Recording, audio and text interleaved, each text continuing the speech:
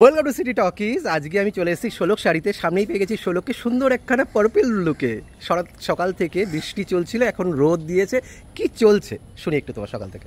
সকাল থেকে এসে রেডি হওয়া, সিন পাওয়া, সিন পড়া, সেটার জন্য নিজেকে প্রিপেয়ার করা, সঙ্গে খাওয়া দাওয়া, ঘোরা। আর ওয়েদারটা আজকে সকালবেলা এসে বেশ গরম লাগছিল, তারপরে হঠাৎ করে একটা সুন্দর ওয়েদার হয়ে ঝমঝমিয়ে বৃষ্টি, সুন্দর করে একটা কফি খেয়েছি, ডিম ভাজা খেয়েছি, তারপরে হচ্ছে দুপুরে লাঞ্চ করে একদম রেডি হয়ে এবারে সিনে যাওয়ার জন্য একদম রেডি।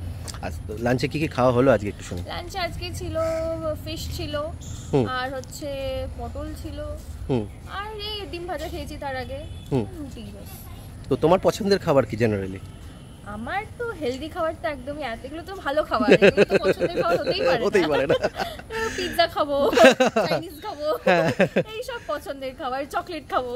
ঠিক তাই, মানে কাজের সূত্রে এই জিনিসগুলো করা হয় না একদমই। যেমন মানে রুটিটা খাই, ভাতটা তেমন খাই না। ভাত খেলেই দুপুরের পর মানে ফ্লোরে গিয়ে ডিরেক্টর ভাত ঘুমের একটা গল্প। আমি তো রীতিমতো কদিন আগে ভাতটাকে কি বলছো, হ্যাঁ মাথার উপর দিয়ে সব যাচ্ছে। সত্যি আধ ঘন্টা, মানে আধ ঘন্টার একটা ন্যাপ পেয়ে গেল কি ভালো লাগে, মানে ফ্রেশ। ওটাই কি ঘুম আর কি। সত্যি দিয়ে মুখটা এরকম করে ফুলিয়ে আমি এরকম করে দাঁড়িয়ে থাকি। একদমই তাই, তোমার গল্প তো আবার চলে আসবে। এই মুহূর্তে এখন শোলক শাড়িতে কি চলছে তোমার থেকে একটু শুনে নিই। শোলক শাড়িতে এখন চলছে একদম ধুমধুমার এপিসোড, সেটাকে বলে টান টান পর্ব চলছে এখন। শোলক আর সার্থকের মধ্যে কিছু মাঝখানে কিছু ব্যারিয়ার্স আনার চেষ্টা করেছে, সেটা হচ্ছে আঁচল মুখার্জি, প্রিয়দর্শিনী মুখার্জি, মামাজি, আর এখন আরেকজন এসেছেন স্বাক্ষর, আমার দেওর। সবাই মিলে চেষ্টা করছে যে কি করে শোলক আর সার্থককে আলাদা করা যায়। তার জন্য রানীকে ইনক্লুড করেছে। রানী এসেছে।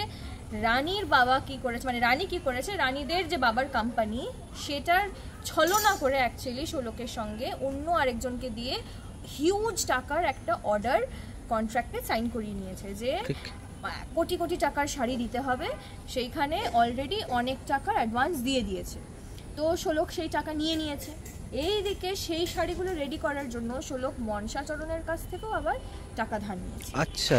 তো শোলক সেটা আবার 20% ইন্টারেস্টে, কারণ শোলক জানে যে এইদিকে যদি আমি টাকা দিই আমি পাবো, আমি দিয়ে দেবো। কিন্তু তারপরে জেনেছে, যেটা শোলক তার শ্বশুরমশাইয়ের হেল্পে জেনেছে, যে অ্যাকচুয়ালি রানী এটা করেছে পুটিরাম চাকি, যে হচ্ছে রানীর বাবার ম্যানেজার। আচ্ছা। তাকে ওই একজন বিজনেসম্যান সাজিয়ে শোলককে ফাঁসানোর জন্য একটা কন্ট্রাক্টে সাইন করিয়ে দিয়েছে। সেইখানে আবার এইগুলো মেনশন ছিল যে খুব ভালো কোয়ালিটির শাড়ি হতে হবে, নয়তো তারা নেবে না শাড়ি। সেইগুলো শোলক অত তো ইংরেজি তো পারে না, শোলক তো বুঝতে পারে না, না বুঝেই হ্যাঁ করে দিয়েছে, ছাপ দিয়ে চলে। ও আচ্ছা, টিপ ছাপ দিয়েছে, বিশাল ব্যাপার। তো এই সব করে এসে এখন শোলক দুদিক থেকে গেছে ফেসে। তার মধ্যে আবার যারা কাজ করে, মানে লেবাররা যারা, তারা আবার প্রোটেস্ট করে দিয়েছে যে আমরা যতক্ষণ না তাদের পারিশ্রমিক পাবে তারা কোনো শাড়ি রেডি করবে না। সব দিক থেকে ফেসে আছে, সব দিক থেকে শোলক ফেসে গেছে। তার মধ্যে রানী আবার সার্থককে নিয়ে টানাটানি করছে। আচ্ছা। কিন্তু শোলকের মনে একদম বিশ্বাস যে সার্থক তাকে ছেড়ে কোনোদিনও যাবে না, সার্থক তার পাশে থাকবে। কিন্তু ইন দ্য মিন টাইম মাঝে একটা প্রোমো আপনারা দেখেছেন, যেটাতে দেখা যাচ্ছে যে শোলককে পুলিশ নিয়ে যাচ্ছে আর সার্থক রানীকে বিয়ে করার জন্য রাজি হয়েছে। ও সেটা কেন, আচ্ছা, কিভাবে, সেই প্ল্যানে কে কে আছে। সঙ্গে আবার আপনারা মাঝখানে দেখেছেন যে শোলক শাড়ি যারা এত ভালো, দুজনকে মানে একদম মানে দুই বোন দুজনকে চোখে হারাতো, ছেড়ে থাকতে পারতো না, তারা দুজন আবার দুজনের এগেনস্টে চলে গিয়েছিল। ওকে। আবার শাড়ি এখন ফিরে এসছে, কিন্তু আদে পেয়েও কি শাড়ি ভালো হয়ে গেছে না, সেটাও কোনো প্ল্যান। সার্থক কি শোলকের সঙ্গেই থাকবে, না রানীর সঙ্গে চলেই যাবে আলটিমেটলি, না সব কিছু শোলক একদম সব বাধা বিপত্তি কাটিয়ে আবার শোলক সব ম্যানেজ করে সার্থকের কাছে যাবে, সেই সব কিছু জানতে অতি অবশ্যই আপনাদের দেখতে হবে শোলক শাড়ি, প্রতিদিন সন্ধ্যে 7:30টায় শুধুমাত্র সান বাংলায়। একদমই তাই। কিন্তু কথা হচ্ছে যে তুমি তো এইমাত্র বললে সার্থকের কথা, তোমার বিশ্বাস সার্থক সেই জায়গাটা ম্যানেজ করবে? কি মনে হয় সার্থকের মনে কি আছে? সার্থক তো একদম বউ প্রেমী আর কি যাকে বলে। তাহলে কি করে রানীকে সে বিয়ে করে?